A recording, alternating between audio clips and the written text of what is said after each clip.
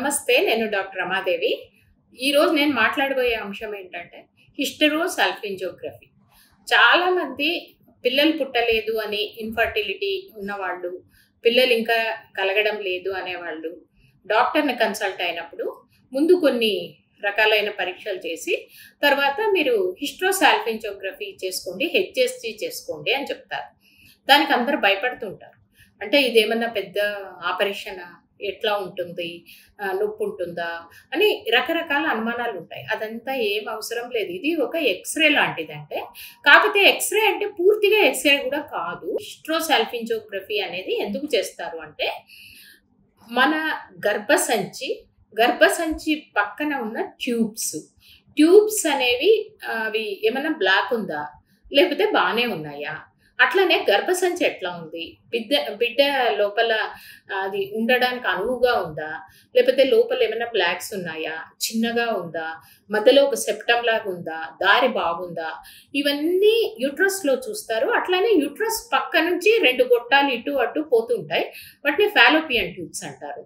అవే ఎగ్గుని తీసుకొని గర్భసంచి దాకా తీసుకొని వస్తాయన్నమాట.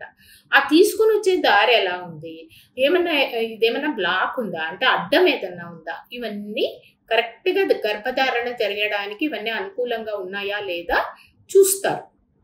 చూడాలి అన్నప్పుడు ఈ ప్రొసీజర్ ఎట్లా ఉంటుంది? ఈ ప్రొసీజర్ ఎలా ఉంటుంది అంటే ఒక చిన్న క్యానులా, కెథెటర్ అంటారు, అంటే చిన్న ట్యూబ్ లాంటి దాన్ని తీసుకొని అదేం చేస్తారంటే ఈ గర్భద్వారం ఉంటుంది కదా దాంట్లో నుంచి కింద నుంచి ఓపెనింగ్లో నుంచి జస్ట్ చిన్న ట్యూబ్ ఇది లోపలికి యూట్రస్లోకి పంపిస్తారనమాట. దాని లోపలికి పోతే నొప్పి గిప్పి ఏముండదు, దీనికి మత్తు కూడా పెద్దగా అక్కర ఉండదు. దీని నుంచి కొంచెం డైని ఇంజెక్ట్ చేస్తారు. సిరంజి ద్వారా డై ఒకటి ఉంటుంది. ఆ డై అనేది ఎక్స్రేలో బాగా కనపడుతుంది అనమాట. అందుకని ఆ డైని కొంచెం పుష్ చేస్తారు. పుష్ చేసినప్పుడు ఏమవుతుంది అంటే ఆ డై మన గర్భసంచిలో నుంచి ఈ డై ట్యూబ్స్లోకి వెళ్తుంది అనమాట. ట్యూబ్స్లోకి వెళ్ళి ట్యూబ్స్కి ఒకవైపు ఏమో ట్యూబ్స్ ఈ గర్భసంచికి అతుక్కొని ఉంటాయి, రెండో వైపు ఇట్లా ఓపెన్ ఉంటాయి, ఇట్లా ఫింగర్స్ లాగా ఉంటాయి. దాంట్లో నుంచి స్పిల్ అవుతా ఉందా లేదా, అంటే బయటకు వస్తుందా లేదా డై అని చూస్తారు.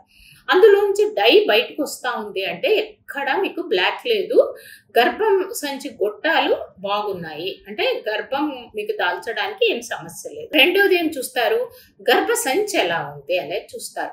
గర్భసంచి కూడా దారి బాగుంది, లోపల పొరాలు బాగున్నాయి, ఏం గడ్డలు లేవు, ఫైబ్రాయిడ్స్ లాంటివి ఏమన్నా ఉన్నాయా, ఇలాంటివి ఏమన్నా ఉన్నాయా, అంత బాగుందా అనేది చూస్తారు. అయితే ఇది చాలా చిన్న ప్రొసీజర్, కానీ ఒక్కొక్కసారి ఏమైందంటే కొద్దిగా క్రాంపింగ్, అంటే మీకు పట్టుకున్నట్టుగా నొప్పి కొంచెం అనిపిస్తుంది.